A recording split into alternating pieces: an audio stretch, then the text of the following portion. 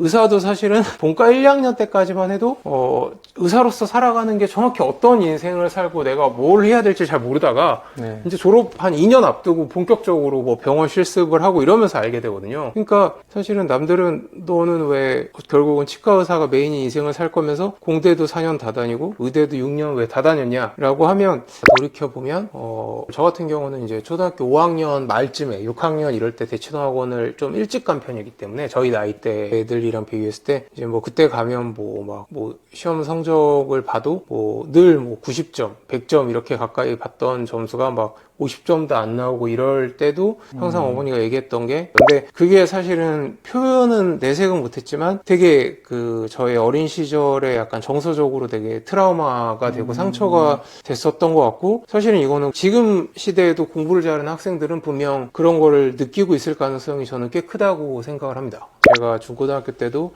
항상 보면 부모님이 이제 중요한 시험이나 이런 걸 앞두고 이제 긴장하거나 좀 떨고 있는 저한테, 또 압박감을 받고 있는 저한테 이제 항상 해줬던 얘기 중에 가장 힘이 됐던 얘기가, 안녕하세요. 콩나물쌤 전병규입니다. 오늘은 그 힘들다는 서울대를 3번이나 합격하신 서준석 원장님 모셨습니다. 공부의 신이라고 불러도 조금 부족함이 없을 것 같은데요. 오늘 원장님의 공부 인생 이야기 한번 나눠보도록 하겠습니다.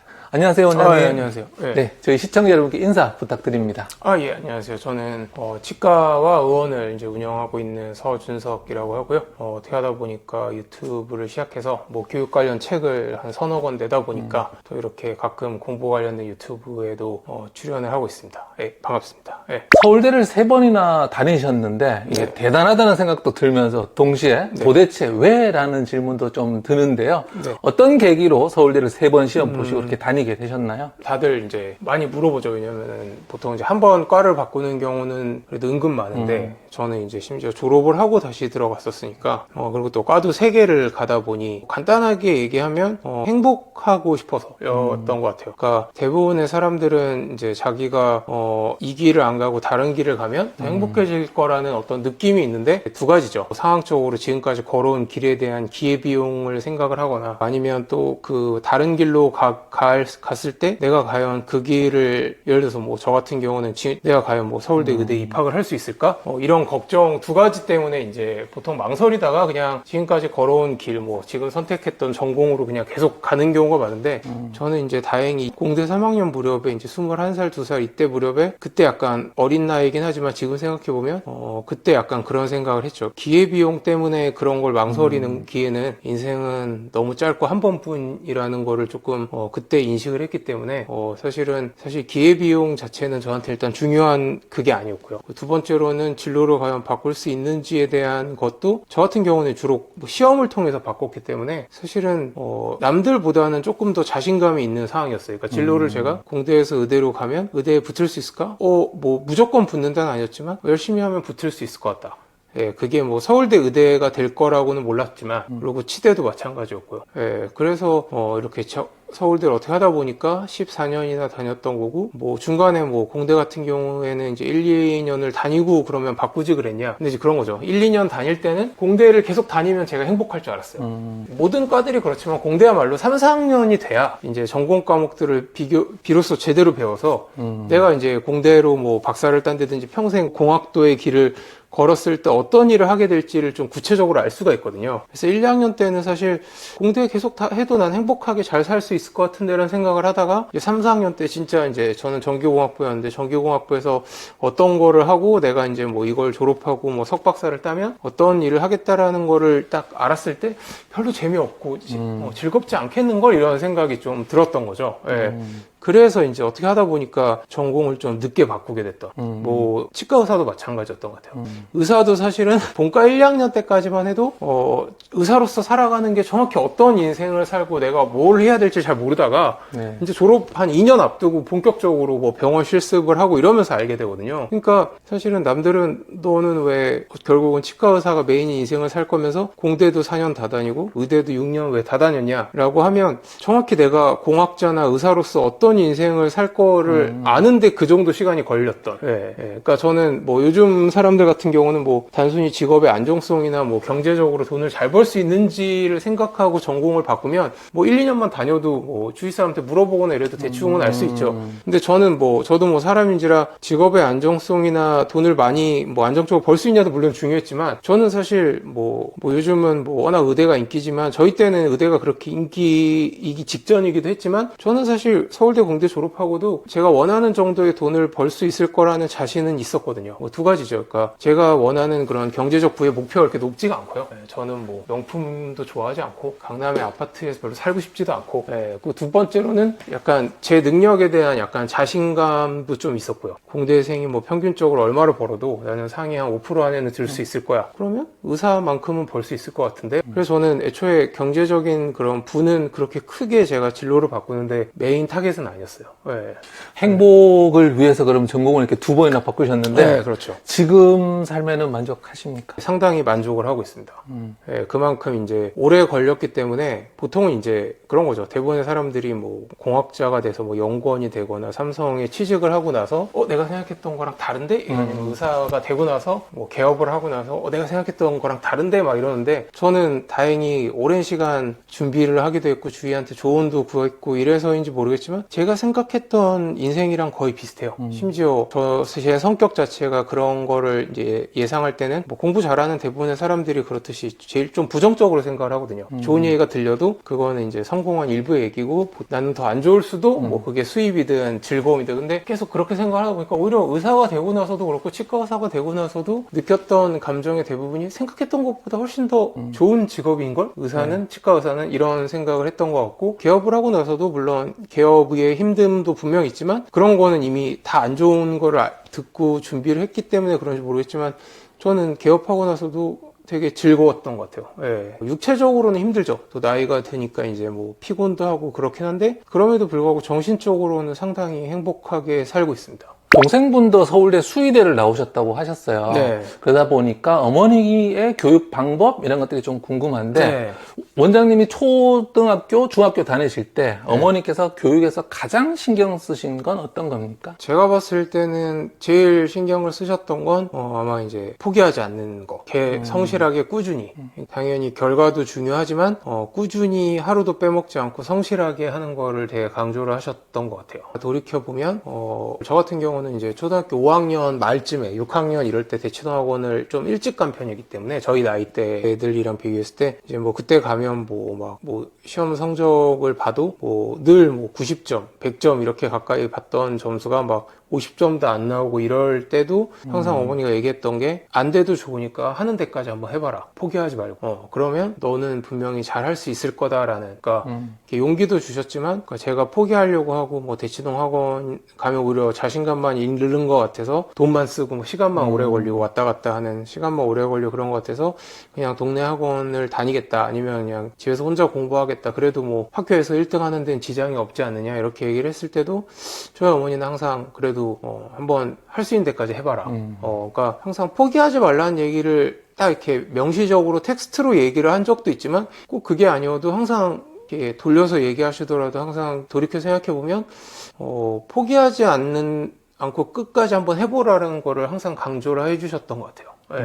그게 아마 저한테 제일 큰 밑거름이 되었고 그게 지금도 사실은 저의 좌우명 중에 하나입니다. 요즘 이제 소위 말하는 MZ세대들은 보면 이렇게 포기하지 않고 안 되는 걸 끝까지 미련스럽게 하는 걸 어떻게 보면 되게 안 좋게 생각을 하잖아요. 뭐 타고난 재능러나 뭐 금수저가 아니면 포기할 건 포기해야 된다는데 물론 뭐 그 말도 틀린 건 아닌데 이제 그 말을 하기 전에 적어도 자기가 전심전력껏 그게 뭐 공부든 운동이든 일이든 부딪혀 보고 나서 포기를 하는 거는 상관이 없는데 이제 너무 그런 거에 대해서 이제 그냥 노력의 가치가 폄하되다 보니까 최선을 다하고 그냥 본인의 베스트를 본인의 어떤 그러니까 물려받은 재능이나 유전적으로 할 수 있는 베스트를 해보기도 전에 먼저 포기하는 사람들이 대부분이라고 생각을 합니다. 저는 개인적으로 제가 봤을 때는 뭐 꼰대 같은 얘기일 수도 있지만 그래서 저는 지금도 사실은 좀 그런 거를 MZ세대들이 얘기할 때 좀 안타깝게 생각하기도 하고 제 스스로는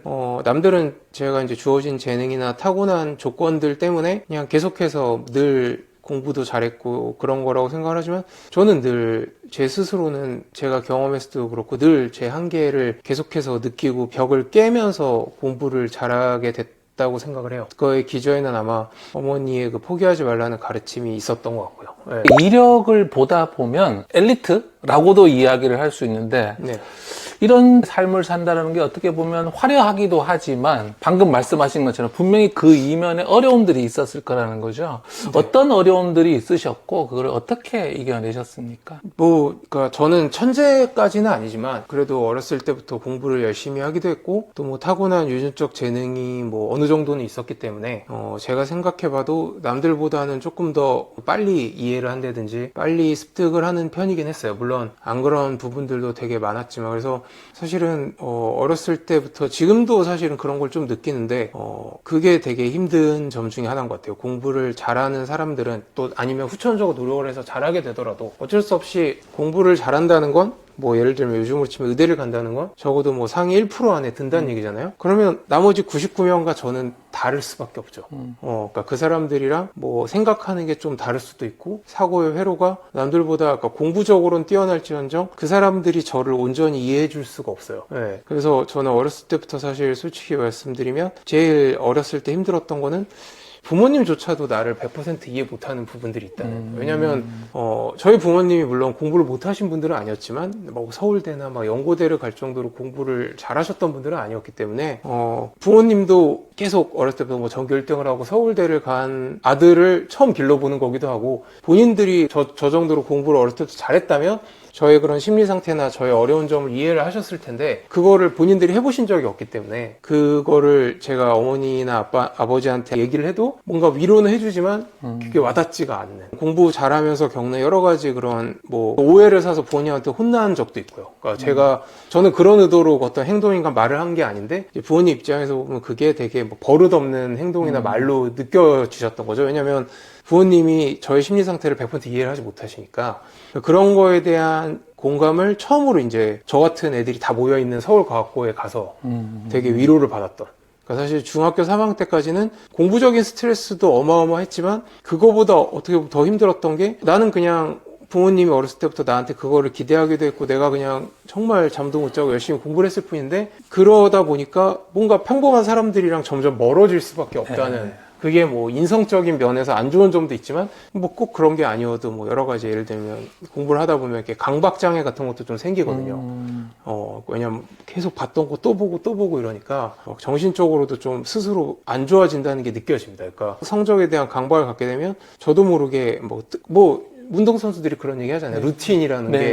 그래서 맨날 뭐 속옷 똑같은 거 입고 막. 저도 공부하다 보니까 그런 게 막 생겼었거든요. 그래서 뭐 시험 기간에는 머리를 한 번도 안 감은 적도 있고, 일주일 동안. 그런 걸 이제 부모님은 이상하게 생각한다든지, 너 공부를 아무리 잘하면 뭐하냐. 정신병 걸리겠다. 막 이런 식으로 얘기를 하는데, 제 입장에서는 또 그걸 포기하면 왠지 시험을 못 볼 것 같고, 그런 것도 있었고, 그런 게 좀 힘들었던 것 같아요. 지금 생각을 해보면. 남들한테 이해받고 공감받는다는 게 결국에는 평범, 공통점 속에서 나오는데 그렇죠. 오히려 워낙 우수하다 보니까 그 차이점들이 있을 수밖에 없고 그렇죠. 거기서 이해를 받지 못하는 그런 경험들이 많으셨군요. 그렇죠. 그리고 이제 보통 우리나라 사회에서는 이제 그런 거를 이렇게 긍정적으로 받아준다기보다는 그렇죠. 너는 역시 공부 잘하는 애들은 똑같은 행동을 예를 들어서 반에서 공부를 중간 정도 한 애가 있으면 그냥 넘어갈 행동도 제가 하면 1등이라서 역시 뭐 이기적이고 이상하다. 뭐 이런 식으로 이렇게 뭐 시기와 질투 때문에 그런 얘기를 하는 걸 수도 있고 편견 때문에 그런 얘기를 하는 걸 수도 있는데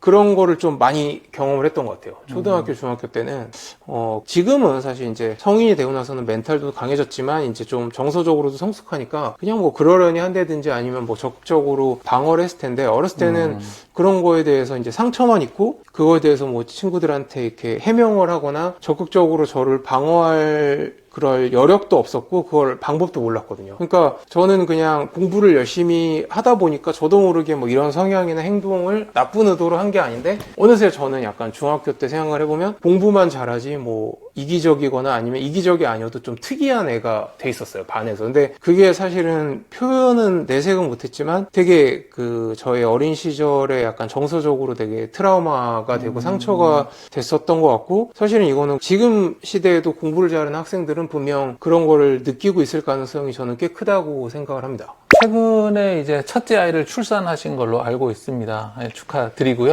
네.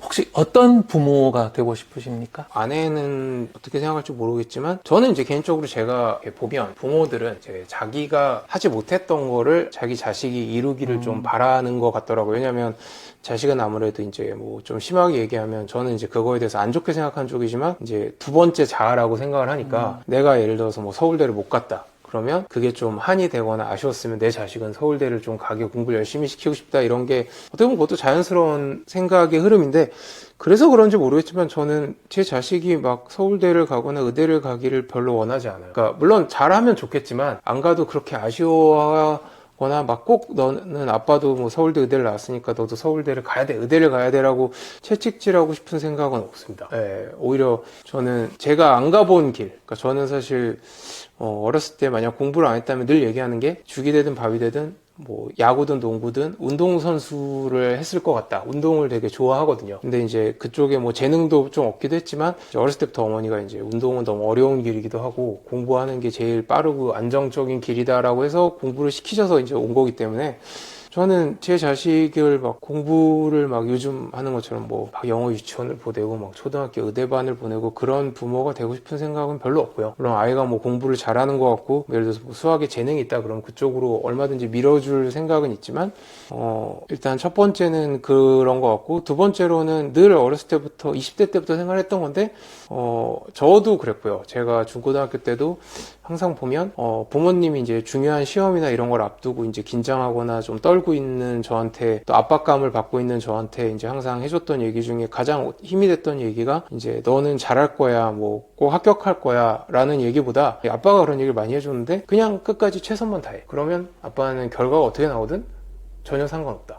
너가 끝까지 최선을 다해서 너가 만족할 만한 시험을 그러니까 너가 적어도 너가 아는 것만 완벽하게 푸는 실수 안 하는 시험만 치르면 결과가 불합격이 나와도 아빠는 전혀 너를 뭐 자랑스럽지 않게 여기거나 너한테 실망하지 않는다라는 얘기를 저희 아버지는 늘 해주셨어요. 왜냐면 본인이 어렸을 때 부모님의 그런 프레셔 때문에 막 합격할 수 있는 시험이나 잘 볼 수 있는 시험도 떨려서 망친 적이 너무 많으셨던 분이라 이제 제가 또 그걸 약간 이제 똑같이 장남의 장손이라서 물려받으니까 아빠의 그런 말들이 되게 저한테는 힘이 되고 그것 때문에 오히려 저는 아버지랑은 달리 제 실력을 발휘해서 시험을 볼 수 있었거든요. 그래서 저는 자식한테도 제가 또 지금 이제 44 나이가 돼 보니까 똑같은 얘기를 해줄 것 같아요. 그러니까 최선만 다해라. 아빠가 봤을 때 너가 마지막까지 열심히 공부하는 모습만 보여주고 도전을 하면 결과 상관없이 아빠는 너를 충분히 자랑스러워 할 것 같다.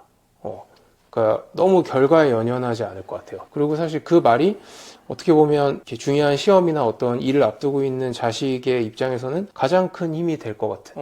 저는 그런 말을 해줄 수 있는 부모가 되고 싶고 제가 냈던 책에도 그런 부모가 돼야 된다고 써놨어요. 그러니까 자식한테 너는 꼭 뭐 서울대를 갈 거야. 아니면 너는 서울대 무조건 붙을 거니까 걱정하지 마. 오히려 그런 게 이제 프레셔로 돌아가거든요. 그래서 저는 뭐 서울대를 못 가도 시험을 잘 못 봐도 너가 주어진 능력 안에서 최선만 다한다면 아빠는 너를 충분히 자랑스럽게 생각할 거다. 그것만으로 충분하다. 저는 그게 맞다고 생각하고 그런 아빠가 되고 싶습니다. 네, 2부에서는 원장님이 말씀하시는 공부 방법에 대한 이야기 조금 더 나눠보도록 하겠습니다.